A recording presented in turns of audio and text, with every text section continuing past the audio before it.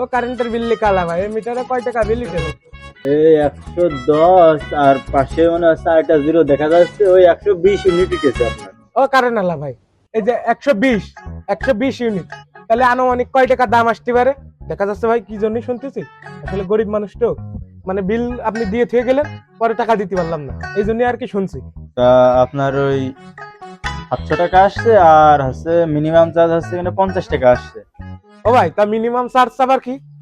এই যে আপনার এই মিনিমাম চার্জটা হচ্ছে যে স্টাফ প্রাইজে প্রতি বাড়ি বাড়ি কালেকশন করে বেলায় না, তো এই জন্য আর কি এদেরকে স্যালারি দেওয়ার জন্য এই মিনিমাম চার্জটা আপনার রাখা হয়। ও ভাই, তা এই খরচ কি আমাকে দিতে হবে? হ্যাঁ ভাই।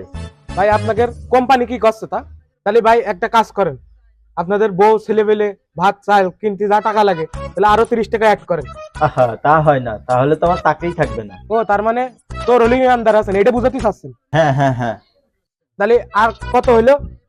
মিনিমাম চার্জ 50 টাকা, আর ওখানে 700 টাকা। তাহলে আপনার হচ্ছে কারেন্ট বিলে 700 টাকা, আর মিনিমাম চার্জের হচ্ছে এখানে 50 টাকা, আর এই যে আমাদের মিটার ভাড়া আছে, মিটার ভাড়া হচ্ছে এখানে আপনার 60 টাকা, মোট 810 টাকা। ও ভাই, তাহলে মিটার ভাড়া কিসের? আমাদের কোম্পানির লোক এখানে যে আপনার এই মিটারটা লাগাই দিয়ে গেছে, এর একটা ভাড়া থাকবে না, ওই জন্য ভাড়া দেওয়া লাগবে আপনার মিটারে।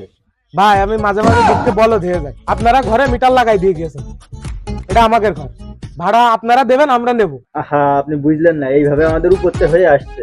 কি হয়ে আসছে? আপনি বুঝবেন না, এইভাবে আমাদের বয়ে আসছে। কি বইয়ে আসছে? আহা, অশিক্ষিত লোকের তো বোঝানো যায় না। এই ভাই, কে অশিক্ষিত? আপনি। আমি কিভাবে অশিক্ষিত হলাম? সর্বপ্রথম জিএসসি পরীক্ষা দিয়েছে কিনা 2008 সালে, সকালে এক খান বিকেলে এক খান, এত পরিমাণে পরীক্ষা দিয়েছি, তাও আমি অশিক্ষিত? দুটো পরীক্ষা একসাথে দিয়েছেন আপনি?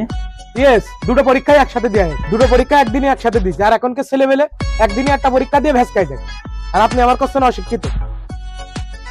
আমাদের ওই সময় জিএসসি পরীক্ষা দেওয়া আর এখনকার বিসিএস পরীক্ষা দেওয়ার সমান, আর আপনি আমার অশিক্ষিত বলছেন। এখন বলেন যে মিটার ভাড়া কি করে? এটা আপনার সরকারি মিটার, সরকার থেকে ফ্রি দেওয়া হয়েছে, তাই মাসে মাসে ভ্যাট কাটে আপনার। কোথায় মিটার আপনার ফ্রি দিয়ে গিয়েছে? এই মিটার তো লাগানোর সময় টাকা নিয়ে গিয়েছে। আরে এই মিটারটা আপনার যে লাগাই দিয়ে গেছে তার পারিশ্রমিক দেবেন না আপনি? যাই হোক, তা আপনাদের এই লাগানো পারিশ্রমিক তো আপনাদের কোম্পানির লোক দেবে, এটা আমরা দিতে দেবো কেন? তাহলে এই মিটারের একবারে ভাড়া কত সব বলে দেন, আমি একবারে দিয়ে দেবো ভাড়া। মিটারে ভাড়া কত দিন ধরে কাটা হবে? আপনার এই মিটার যতদিন থাকবে আর আপনি যতদিন বেঁচে থাকবেন ততদিন আপনার এই মিটারের ভাড়া কাটা হবে। ভাই আপনি লোকের কি পাগল পেয়ে নিয়েছেন? ভাই আপনি পাগল না, আপনি খুব চতুর। আমি চতুর আর আপনারা কি? আপনারা তো চতুরের গোডাউন। এই মিটারটা আমার আব্বা লাগাই থেকে গিয়েছে, আমার আব্বা মরে গিয়েছে, এখন এর দায় ভার ঘাড়ে পড়েছে আমার। এখন আমি যদি মরে যাই, তাহলে এই মিটারটা এখানে যুগ যুগ থাকবে, তাহলে আপনারা এই 60 টাকা করে নীতি আরেকটা পদ্মা সেতু বানানোর টাকা নিয়ে নেবেন তো। তাহলে এই মিটার যদি যুগ যুগ থাকে, তাহলে এই মিটারের ভাড়া আমি একবারে দিয়ে দেবো। ভাই বলেন দিনই, এই মিটারের একবারে ভাড়া কত নেবেন? শোনেন, আপনার আমি কথা জবাব দিতে পারছি না, আপনি বেশি বোঝেন, আপনি ওই বিদ্যুৎ অফিসে যোগাযোগ করেন। আমার অফিসে যাওয়া লাগবে কেন? আপনি এখন অফিসে যাচ্ছেন না? আপনি একটু যেয়ে বললেন আমার হয়ে যে এক অসহায় ব্যক্তি এই কথা বলেছে।